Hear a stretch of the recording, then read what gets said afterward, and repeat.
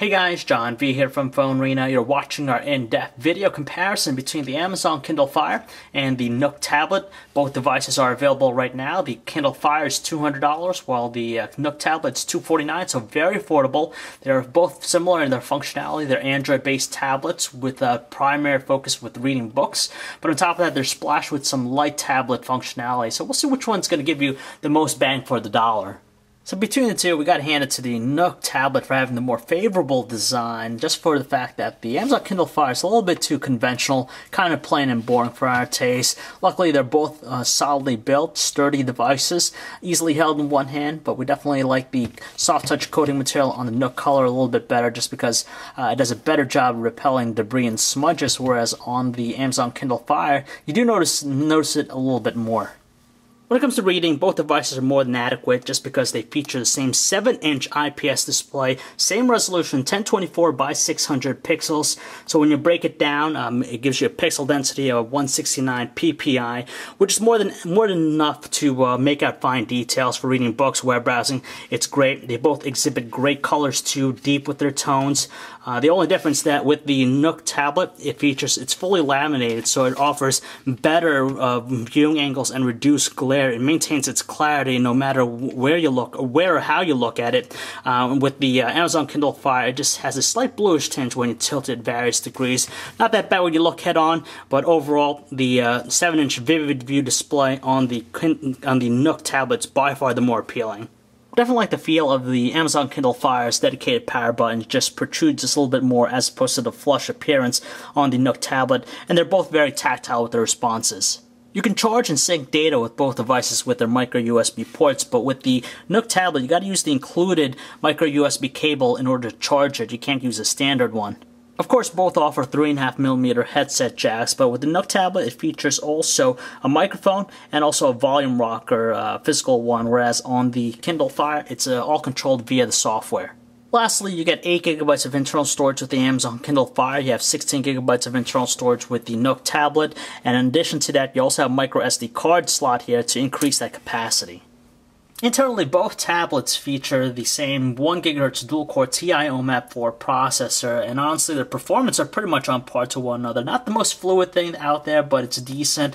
With the Amazon Kindle Fire, though, it's rather inconsistent, erratic at times, just because it has only 512 megabytes of RAM, but still more than usable. It's not slow or anything like that. And with the Nook tablet, it has 1GB of RAM, so it does offer a little bit better performance, a little bit more manageable too, but still, again, not the fastest thing out there in the block, but more than acceptable. As we stated in our reviews of both tablets, it's actually Android 2.3.4 Gingerbread underneath it all, but you really wouldn't notice it just because of the heavy skin running on both devices, but you still have those elements of Android, such as the notification panel up top with the Amazon Kindle Fire. But between two, we definitely like the Nook tablet's user interface just a little bit more. It offers definitely a lot more personalization. You could resize the icons of the books or applications on the home screen. There's 3 different ones, and also carousel here as well. But with the Kindle Fire, it's pretty much static. You have the 3D gallery right here, recently accessed content, the bulk shelf below it, and it breaks down the categories on top, but that's the extent of your customization on that. Seeing that both are e-readers at heart, reading books is just a great experience on both. Nothing different between the two. Of course, you could tell just scrolling between two, both similar. And from here, you could have different options. You could change the text. You could also have different themes, fonts, line spacing, margins, color modes, just to better adapt. And tell you the truth, when it comes to reading content, there's no difference between the two.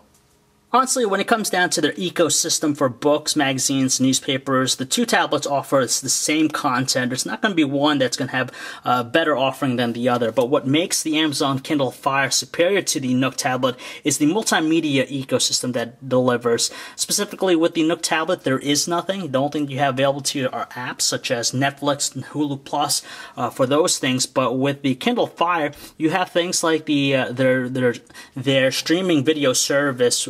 You're an Amazon Prime member, so you can stream thousands of videos, movies, and even TV shows directly to the tablet. On top of that, you have things like the Amazon MP3 store, so if you already purchased content, it's in the clouds already, so you'll be able to access that all directly on the Amazon Kindle Fire, so it's by far the better two when it comes to their multimedia ecosystem.